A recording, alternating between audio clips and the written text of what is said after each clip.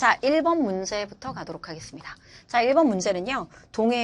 동해에서 수온이 높아지면, 자, 문제 안에 수온은 생태계 구성 요소 중에 비생물적인 요소입니다. 자, 수온이나 또는 햇빛, 여러 가지 토양, 영양, 염류 모두 다 자, 비생물적인 요인이죠. 자, 그 다음에 또 밑에 작은 먹이를 재빠르게 흡입하기에 적합한 빨대 모양을 갖는다. 적합하게 적응하고 진화했다. 맞는 말이 되겠고. 자, 그 다음에 또 마지막 밑에 나와있던 부화한다. 수정란이 수컷의 주머니에서 부화한다. 세포 분열을 통해서 제대로 하나의 개체로 만들어진다라고 얘기를 하는 거라 세포 분열이 일어나는 거 맞는 말. 정답은 5번이 돼요.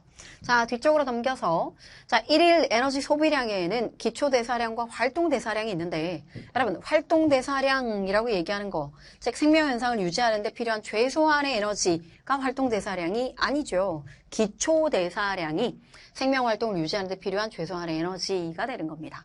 자, 그 다음에 두 번째 ABC 중에서 자, 이와 같이 가장 큰 사람 소비량과 섭취량이라고 얘기했을 때 간단하게 보더라도 여러분 34와 31이 되고 자, 여기는 눈앞에는 차이가 크고요. 그 다음에 자, 여기 나와있던 2400과 2300이라서 보아니 소비량이 더 큰 건 분모 분자 중에서 자, 유일하게 C가 되기 때문에 큰 사람은 C가 된다. 맞는 말이 돼요. 자, 마지막으로 일일 에너지 섭취량과 에너지 소비량이 표와 같이 계속 지속이 되면 자, 여기 B라고 하는 사람은 오히려 섭취량이 너무 과하죠. 그렇게 되면 비만이 됩니다. 체중이 늘어나게 돼요. 자, 그래서 맞는 말은 니은만 맞는 말이 됐어요. 정답은 2번이 정답이야. 자, 그 다음에 3번의 문제로 들어가면요. 3번 문제에서 먼저 자, 문제 안에 첫 번째는 구간 1에서는 히스톤 단백질을 갖느냐.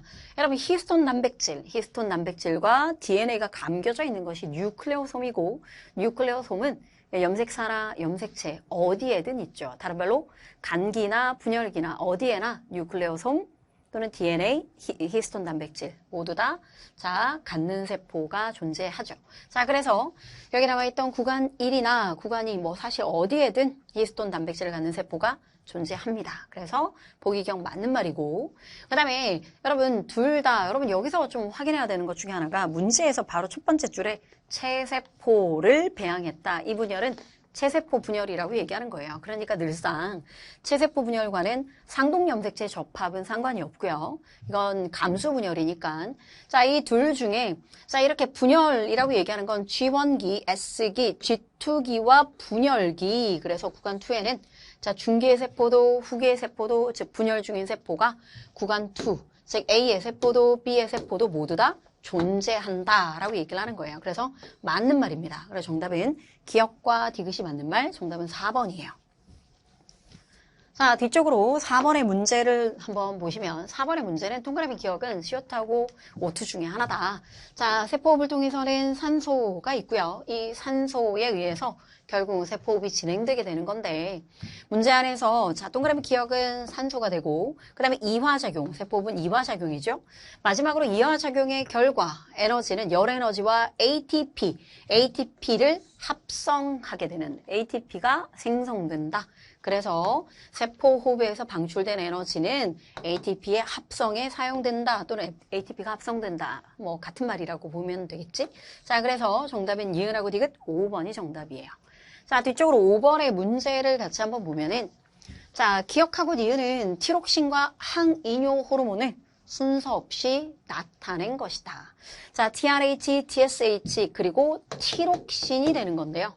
여기는 ADH가 될 것이고 자, 동그라미 기억에 여러분 티록신은 음성 피드백에 의해서 조절된다. 호르몬의 분비는 자, 결과가 다시 원인이 되어서 그 과정을 자, 그 안에 들어있던 과정의 그 분비량을 결정하기 때문에 음성 피드백에 의해서 조절된다. 맞는 말이고요.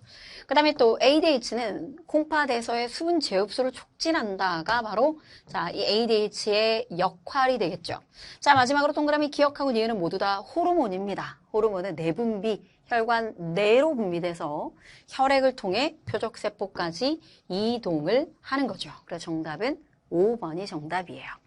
자, 뒤쪽으로 6번의 문제를 한번 보면은요. 사실 6번의 문제는 문제 안에서 여러분 이 안에 들어있는 낯설어 보이는 내용이긴 한데 자, 이 안에 들어있는 내용들을 잘 파악하면 사실 똑같은 말이구나 라고 하는 걸 느낄 수가 있는 부분인데 일단 A하고 B 중에 독감세포의 병원체 여러분 독감세포의 병원체는 바로 바이러스입니다.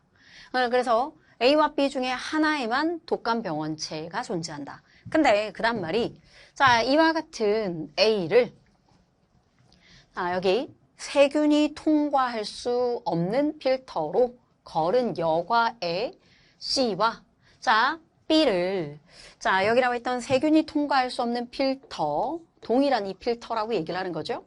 자 이 필터로 걸은 여과액 D를 준비한다 라고 되어 있어요. 사실 알고 보면 여러분 필터를 선생님이 이렇게 표현을 한번 쓸게.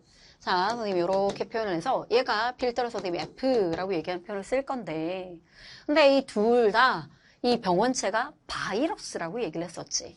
근데 이들의 필터는 세균을 통과하지 못한대.